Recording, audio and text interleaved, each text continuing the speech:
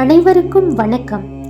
இன்று நாம் 12 ராசிகளையும் 12 ராசிகளின் ஆன்மாவின் விலங்குகள் எது என்பதை பற்றியும் பார்ப்போம்.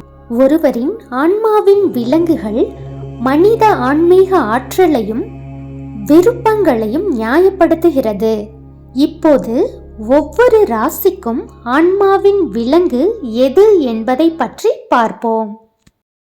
மேஷம். உங்கள் ஆன்மாவின் விலங்கு ராஜாளி பருந்து ஆகும். மேச ராசிக்காரர்கள் இவர்கள் இயற்கையாக பிறந்த தலைவர்கள். இவர்கள் தன்னிச்சையாகவும் எப்போதும் முன்முயற்சி எடுப்பதற்கு தயாராகவும் இருப்பார்கள். ரிஷபம். உங்கள் ஆன்மாவின் விலங்கு கரடி ஆகும். கரடிகள் சக்தி மற்றும் திறன்களை அடையாளப்படுத்துகின்றன. எனவே ரிஷபராசிக்காரர்கள் தைரியமானவர்களாகவும் இயற்கையாகவே சக்தி வாய்ந்தவர்களாகவும் இருக்க காண்பீர்கள். இவர்கள் உறுதியான மனநிலையுடனும் இருப்பார்கள். மிதுனம். உங்கள் ஆன்மாவின் விலங்கு கருஞ்சிறுத்தையாகும். மிதுன ராசிக்காரர்கள் மிகவும் சமூகமானவர்களாக அறியப்படுகிறார்கள். ஆனால் மாறாக இவர்கள் சில வேளைகளில் கூச்சமுள்ளவர்களாகவும் அமைதியானவர்களாகவும் இருக்கிறார்கள். எனவே இவர்களின் ஆளுமை ஒரு கருஞ்சிறுத்தையுடன் பொருந்தக்கூடியதாக இருக்கும். கடகம். உங்கள் ஆன்மாவின் விலங்கு மூஸ் அல்லது கடமான். கடகராசிக்காரர்கள் எப்பொழுதும் கவனமாகவும் முன்னெச்சரிக்கையுடனும் இருப்பார்கள். இவர்கள் கோபத்தில் உள்ளார்களா, எரிச்சலில் உள்ளார்களா, அன்பாக உள்ளார்களா என எச்சூழ்நிலையிலும் இவர்களின் மனநிலையை கணிக்க இயலாது. இவர்கள் மிகவும் விசுவாசமானவர்கள் மற்றும் நம்பகமானவர்கள். சிம்மம். உங்கள் ஆன்மாவின் விலங்கு சிங்கம். சிம்ம ராசிக்காரர்கள் கவனத்தை ஈர்க்கவும் தங்கள் திறமைகளை சுற்றி உள்ளவர்களுக்கு காட்டவும் விரும்புவார்கள். இவர்கள் நம்பிக்கையானவர்களாகவும் கவர்ச்சிகரமானவர்களாகவும் இருக்கிறார்கள். கன்னி. உங்கள் ஆன்மாவின் விலங்கு நரி. கன்னிராசிக்காரர்கள் மிகவும் எச்சரிக்கையாகவும் கூர்மையானவர்களாகவும் இருப்பார்கள். இவர்கள் நம்பிக்கையானவர்களாகவும் தான் விரும்புவதை தெளிவான கண்ணோட்டத்தில் செயல்படுத்த விரும்புவார்கள்.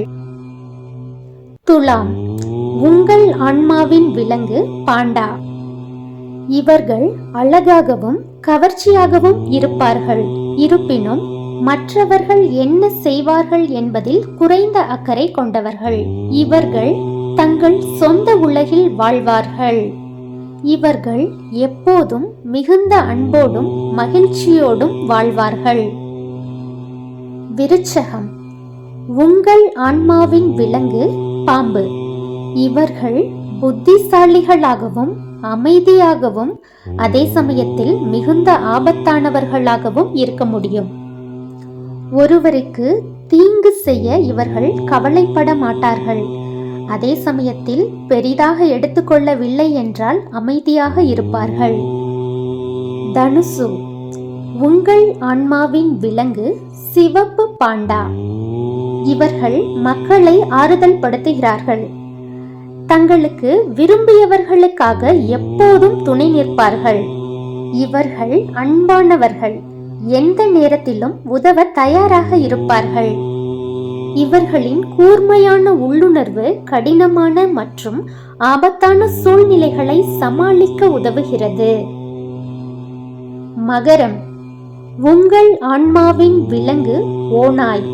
மகர ராசிக்காரர்கள் லாஜிக்காக சிந்திக்க கூடியவர்கள். மேலும் இவர்கள் புத்திசாலிகள். ஓநாயை போலவே இவர்கள் தங்களின் சுற்றுப்புறங்களை ஆராய்ந்து ஒவ்வொரு முடிவுகளையும் எச்சரிக்கையுடன் எடுப்பார்கள். இவர்கள் கூர்மையானவர்கள். சரியான நேரத்தில் எதிரிகளை எளிமையாக வெல்லுவார்கள். கும்பம். உங்கள் ஆன்மாவின் விலங்கு பிளாக் பக் எனப்படும் ஒரு வகை மான்.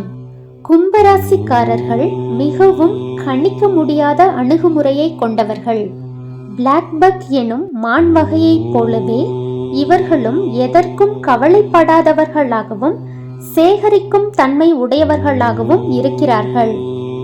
எனினும் இத்தகைய பண்பு ஆபத்தான சூழலிலும் எளிதில் வாழ அனுமதிக்கிறது. மீனம். உங்கள் ஆன்மாவின் விலங்கு மீன். மீனராசிக்காரர்கள் தாராளமானவர்களாகவும் மற்றவர்களிடம் கனிவாக பழகக்கூடியவர்களாகவும் இருப்பார்கள். இவர்கள் நல்ல அதிர்ஷ்ட அதிர்வுகளை மற்றவர்களுக்கு பரப்ப விரும்புகிறார்கள். மேலும் இவர்கள் நெருங்கியவர்களுடன் பாசமானவர்களாக இருப்பார்கள்.